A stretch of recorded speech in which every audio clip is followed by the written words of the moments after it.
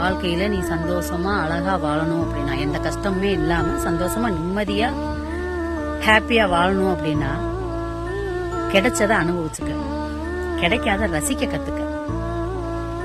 நான் அப்படித்தான். நம்மளுக்குன்னு ஆண்டவன் எதை கொடுக்கறானோ கண்டிப்பா அதை அனுபவிச்சுக்கிறேன். அது கஷ்டமா இருந்தாலும் சரி, எவ்வளவு பெரிய இதா இருந்தாலும் சரி, நம்மளுக்குன்னு ஒண்ணு இருக்குது இல்ல. ஏன்னா நான் நிம்மதியா வாழணும், நான் சந்தோஷமா வாழணும், நான் புலம்பாம நிம்மதியா வாழணும் அப்படின்னா கிடைச்சத அனுபவிச்சுக்கிருவேன், கிடைக்காதத ரசிக்க கத்துக்கிடுவேன். அவ்வளவுதான். தூரமா நின்று ரசிச்சுட்டு போயிருவோமே. எதுக்கு தேவையில்லாத போய்கிட்டு நம்ம தேடிக்கிட்டு மீண்டும் போய் புலம்பி தள்ளி அழுது புரண்டு ஒண்ணும் பண்ண போறது கிடையாது. வாழ்க்கையில நீ சந்தோஷமா வாழணும் அப்படின்னா கிடைச்சத அனுபவிக்க கத்துக்க, கிடைக்காதத ரசிக்க கத்துக்க. உன் வாழ்க்கை என்னைக்குமே நல்லா இருக்கும்.